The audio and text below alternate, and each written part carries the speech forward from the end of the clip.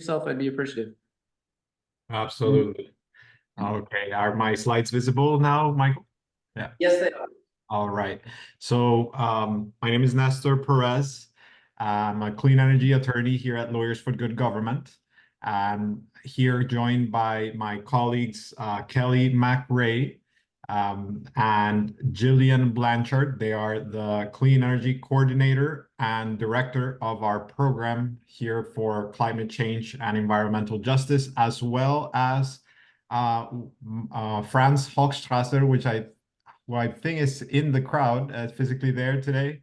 And so happy to join you all, and just I'm going to be explaining some basics of the elective pay, and I appreciate the previous presenter going over some of the basics.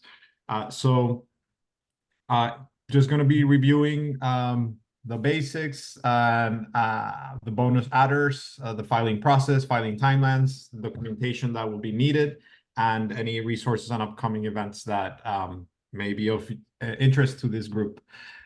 So these are our programs. Like I mentioned, we are part of the Climate Change and Environmental Justice Program, but we also work across racial justice, immigration, and reproductive justice with a model of pro bono attorneys that focus on these issues, and a network of about 125,000 across the country. And as always, this is not legal advice tailored to your particular entity, general information primarily for informational purposes, and we'll dig right in. So in terms of elective pay, as it was previously mentioned, it's a reimbursement generally of about 30%, but potentially more for the cost of the project. And is for the first time ever available to public entities. And these are tax credits that were previously available for the private sector, but to be made available to public entities that don't have tax liability, they created the provisions in the direct pay in terms of the regulations that allow for entities to be able to get the credit back even if there is no tax liability in the form of the payment. So in terms of the tax credits that are eligible for elective pay, here are a general selection of them, but mostly we see that local governments are focused around these four. These are the particular projects that tend to be built by local entities. And so we'll dig in a bit more into some of the specifics. And of course, these slides will be shared after so that you can review more closely. And these are the parties that are eligible for elective pay. Eligible entities run the gamut of all types of nonprofits, community-based organizations, local governments, state governments, as you can see on the list. But just want to draw your attention to the parties that are excluded from directive pay currently, partnerships in particular. And the IRS actually has a proposed rule on partnerships that is up for public comment right now. And I encourage you all to submit your own comments or contact us directly if you have a particular ownership structure, partnership structure that you would like to see reflected in the final rule. And we'll be glad to include that in our letter that we are coordinating for public comment as well. And in terms of the pitfalls and the common issues that we see, misinformation sometimes, just want to clarify that the High Efficiency Electric Rebate Act rebates and the 179D efficiency upgrades are not eligible for the direct pay portion of the program, because those, of course, that's a tax deduction, and elective pay is a tax credit, and that is a fundamental difference. But still, it's 179D is something that is available to architects, engineers, and contractors, and you could potentially consider negotiating for contracts that reduce those costs on your end. And in terms of the bonus incentives that you can layer upon the basic credit, I want to make sure you know that these are the four main ones to remember. Domestic content, which can be a 10% adder or a potential haircut in some cases starting in 2024. Prevailing wage and apprenticeship, which is really only a reduction if you don't meet that requirement. And so you must meet it then to keep the 30% baseline credit, and energy communities bonus, which adds 10%, and the low income community bonus, which can add up to 10 to 20% depending on who benefits and where it's located. And so we'll go into more detail into these, but just so that you know the basics of those. And so the main three questions to ask is how do you comply, whether it adds up, subtracts, or if it adds to your project. And in terms of whether it applies, this is the main point. This is a bit of a bulky slide. I apologize for that, but it'll be worth it, especially because you'll have it after the fact. And so the main exception to the domestic content and prevailing wage project bonus adders are whether it's beyond 1 megawatt. And so many entities at the local level have asked us what constitutes one property for the purposes of calculating that megawatt exception. And the general rule, I think I heard earlier from another presenter that generally we don't have projects above 1 megawatt in the Vermont area. If I'm not mistaken, I heard that, but generally it's considered one property if they're owned by a single payer at any point during construction or related taxpayers, and there's a list of the two following conditions present. And you have the list there to double check with internal counsel. But generally speaking, it depends on the degree of programmatic planning that there was, if the projects were all subject to the same financing. And so, for example, then you would need to treat them as one. So just keep in mind as you plan. And in terms of the practical guidance is if you have projects where there will be larger than 1 megawatt, in those cases, just be sure that you include domestic content requirements in your RFP bid packages so that they are complied on by the contractor, and that's not an issue on your end, and you take care of it up front. And here we include some ways to mitigate risk, but I'll let you review those for in case you have any projects that are larger than 1 megawatt, which may not be the case for folks in this group.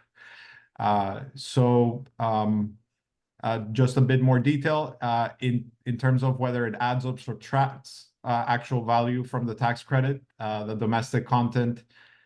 If it applies and you comply, it adds a 10% in the taxable basis. And again, this is only for investment tax credits or production tax credits. And then it subtracts if you don't comply and it's larger than 1 megawatt. It's starting in 2024 and then it escalates. So for example, in 2024, you only get 90% of the 30% total tax credit. And then in 2025, you only get 85% of the 30% tax credit. And in 2026, it's a huge loss. It's no direct pay. So just leaving some of that language in there, what constitutes start of construction for purposes of the IRS and of this provision in case it applies to your entity. And these are some more considerations to have and to request hopefully from your contractor to make sure they include indemnities, that they are complying with these provisions, and if not in the RFP package itself.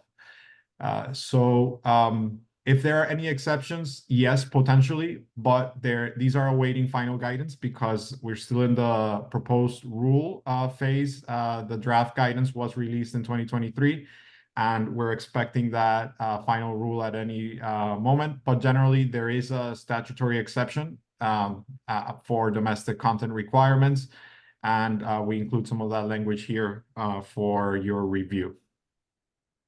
Just a basic reminder that it does not apply to EV fleet transition, EV charging, hydrogen, carbon capture, and others. Only investment tax credit and production tax credit. All right, so here's a bit more language on those. Now this is for prevailing wage and apprenticeship. Similarly, it only applies, like I said, projects larger than 1 megawatt. And if there is no compliance, then the subtraction is of 6% for the investment tax credits or 0.5 cents per kilowatt hour, adjusted for inflation for the production tax credit. But if you do comply, you just stay at the baseline of 30%. And we include some links for ensuring compliance directly to the Department of Labor.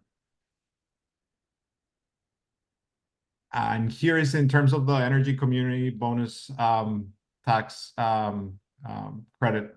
So for that bonus, you will see that it applies to 3 main project types, and that's ones that are located on a brownfield, and that's a brownfield for purposes of this bonus, and there's a specific provision on it, and you can find it there on the FAQs that are linked. It's a bit different from the EPA brownfields definition, but it heavily overlaps. Or if it's an area employed by coal, oil, natural gas, and an unemployment rate that is above the national average. And lastly, if it's a census tract in which a coal mine closed after 1999 or a coal-fired power plant has been retired after 2009. We also include a mapper from World Resources Institute that's pretty useful in determining the eligibility. And in terms of the subtraction or addition, it's really a 10% increase to the production tax credit and a 10% to the investment tax credit. So it applies if you are within an energy community. That's the baseline for this one in terms of compliance. And in terms of the low-income community bonus, there's 4 categories, and it must fit one of them.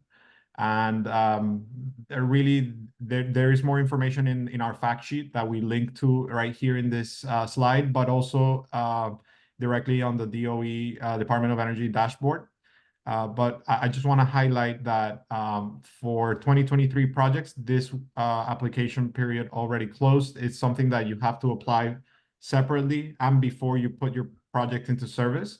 So for 2024 projects, these are not yet open, but you should subscribe to the IRS e-news for updates to make sure that once the portal opens for the low-income community bonus, that you're able to apply. And this is a bit more information on how that process and approval goes, and that just a reminder again that it's something that must be pre-applied to, and it's subject to capacity allocations on the Department of Energy side, and making sure that it's before the facility is placed into service. And we have more on our fact sheet. So I'm passing it to Kelly, our clean energy coordinator, for the filing process and just more details on how that works. Thanks, Nestor. You can go to the next slide. I may zoom a little bit here because I'm sure you're all ready for lunch, but as Nestor said, you'll get this slide deck afterwards. So this is a good reference for you. The takeaways from this slide are that each step feeds into the next. Step 4 is completing pre-filing registration with the IRS.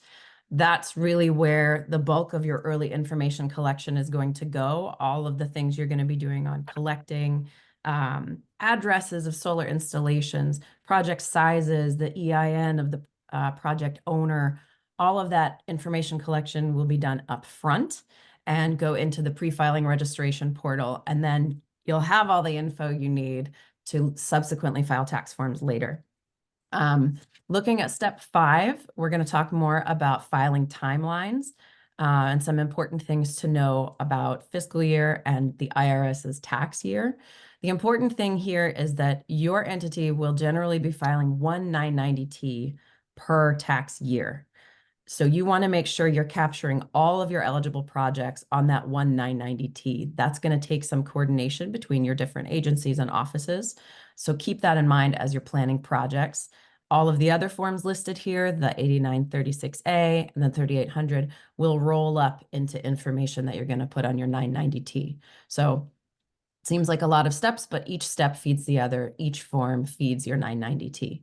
And as mentioned earlier, sometimes getting the money back, which is why we're all here, does happen up to 12 months after filing. So keep that in mind as you're planning as well. Those funds can be used to seed future projects. Nestor, you can go to the next slide. Ellie, can you address what a taxable year is? Oh, yes. We will get in the weeds with as much time as we have. So a tax year, and it's hard for me to see you all, so feel free to speak up or shout out if there's a question we want to stop at along the way, and I'll do my best. Typically, your tax filing year would be the same as your fiscal year. For entities that have placed projects in service during early 2023, that is going to be a little complicated with the IRA. Has anybody placed projects? I'll save that for the Q&A. For projects placed in service in late 2023, you could conceivably use a fiscal year from 2023 to 2024. That will count for the IRS as the IRS's tax year of 2023. So you're going to be attending to the 2023 forms.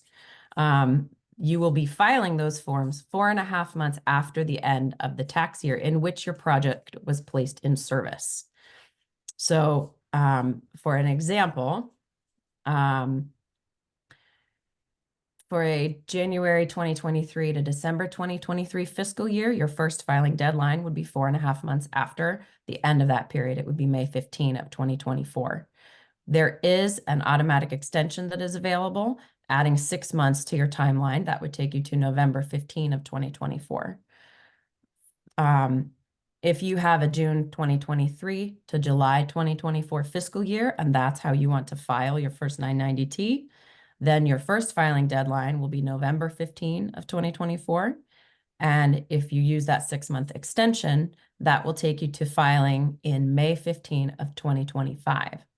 So there's 2 things here that are really important. Even if you are filing for the first time for a elective pay project in May 15 of 2025, you are filing on a fiscal year that started during 2023. You will be using the IRS's suite of forms for 2023. So keep that in mind, 2 years from now when you're in the weeds of filing your forms. That's something to keep in mind. If you're using forms for tax year 2023 and you are a first-time filing government entity, that 6-month, extension is available to you without you having to do anything. There's no form to file for it. It is automatic. It is paperless. But that is only for the tax year of 2023. Beginning in 2024, there will be a new suite of forms to use. And if you do want an extension, you're going to have to file Form 8868, just like the rest of us have to do when we file personal taxes. If all that's confusing, we'll cover it in the Q&A, but for now we can go to the next slide, please, Nestor. Pre-filing registration is going to be done after you complete your project. You'll need the placed in service date for your project, and you'll take that into IRS's pre-filing registration portal. A project would be 1 electric vehicle, 1 rooftop solar installation. Each of those is considered an energy property, and each energy property is going to get its own unique ID. IRS recommends, but does not require, that you complete pre-filing registration 120 days before your filing date. We want to be really clear that that's not a hard deadline, because for anybody looking to file in May, that's already passed. It's not going to rule you out if you don't pre-register 120 days before your filing date. They do recommend you do it as early as you can. The authorized user for your entity is going to have to go create an ID.me account. And this is an important aspect of coordinating between your different offices and your entity. If anyone in your entity has already created an ID.me account, that's the one your entity has to use in the pre-filing registration portal. Otherwise, the system gets confused and the IRS isn't certain which EIN and ID.me account should be credited for a given energy property. So make sure you talk amongst yourselves, coordinate your offices, and make sure that the primary authorized entity or authorized user is making an ID.me account for your entity. And I think we can go to the next one. Nestor, I'll give this back to you. Make sure you come up. Sorry, yeah, just to highlight there, the IDME account typically is already available to entities after ARPA funds, because typically those were accessed with the IDME. So in terms of the necessary documentation, this slide just covers what the IRS currently is asking for to prove different components of ownership, domestic content, prevailing wage, energy communities, and low-income community bonus. So they are, in terms of ownership, typically asking for purchase agreements, invoices, receipts, summaries of ownership, and other types of title, depending on the property type.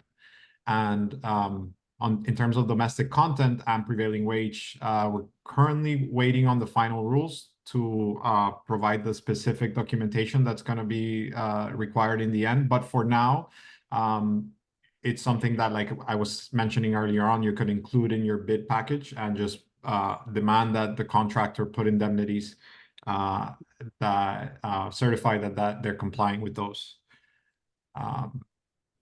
And I will just leave you here for now with the additional resources that are available on our website. And I'll particularly point you to the frequently asked questions database and the Ask a Discrete Question page that you can access through these links once you have these slides, or you can Google us, where you can directly access our network of attorneys by asking your question and reviewing other questions that other entities have put in the past. And also our webinars that are coming up for more specifics on how to claim and receive payment and the best practices. The registration links will be available to you there.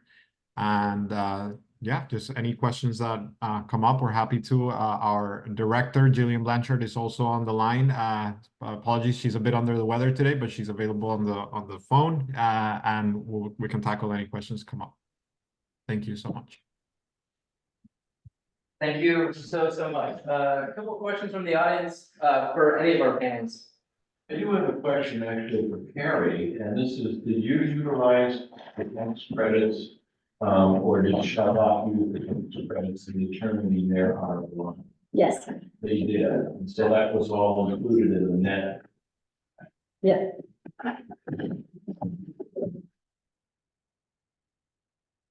Yeah, Bonnie. Question, I think for lawyers for good. Community asked me a question about the wage and apprenticeship. So they had an under 1 megawatt project, and they were under the impression that if they then met wage, apprenticeship, domestic content, that they could get the 30% bonus credit on top of their automatic 30% that they qualified for as an under 1 megawatt. Is that the case? So If they do use it, they can. So I think that just want to make sure that our friends on the phone or on the Zoom could hear us. The question was with regard to prevailing wage and apprenticeship. What I think I saw in the presentation was that if it's under a megawatt, that that adder doesn't apply, but the adder does apply for low-income communities and energy communities. Maybe if you all could speak to that to clarify that understanding. Thanks, Michael. Hi, everyone. This is Jillian. I'm sorry, I'm doing you all a favor by being off camera since I'm feeling very under the weather and left you in good hands with Nestor and Kelly. But the answer to that question is 2 different answers. So for prevailing wage, if your project is below 1 megawatt, prevailing wage requirements don't apply. So you just stay at that 30%. There's actually no bump and there's no discount. But for domestic content, if you comply and you are under 1 megawatt, you are correct. You can get the 10% bump and you can get to 40%. So you just, it's only a bonus if you're under 1 megawatt. You don't have to comply with the requirements, but if you do, you get the 10% bump. And I would just like to add that currently domestic content is extremely challenging to comply with. We have not successfully found a portfolio of suppliers that can meet that domestic content requirement. We're hoping that that will change. One note to add to further complicate the story, but thanks to your friends at the bond bank, we'll be trying to sort this out ourselves. There is a modest reduction in the amount of the credit if it's paired with tax-exempt financing. And so one of the reasons I spoke about these alternative sources that we're seeking, one of the reasons we're pursuing that is because they are taxable sources of financing, and that would preclude the need to discount that tax credit. It's if it's combined with tax and financing, it's 85% of the 30%. But we're working to try and avoid that.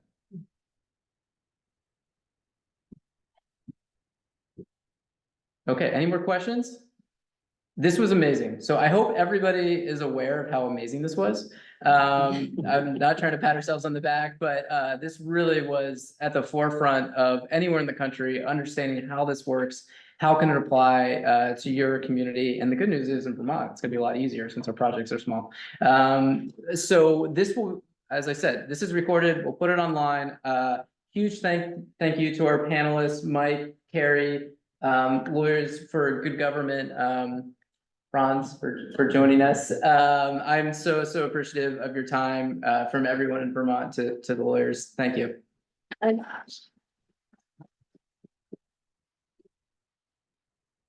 Thank you, Michael. We'd like to note that the information on elective pay is very difficult to come by, and Lawyers for Good Government have done an incredible job of researching this and giving it to you in a really succinct form. I'm super impressed with their work because it is not easy. Yeah, in that session, those annotated tax forms that they described in the presentation on the 18th will be invaluable.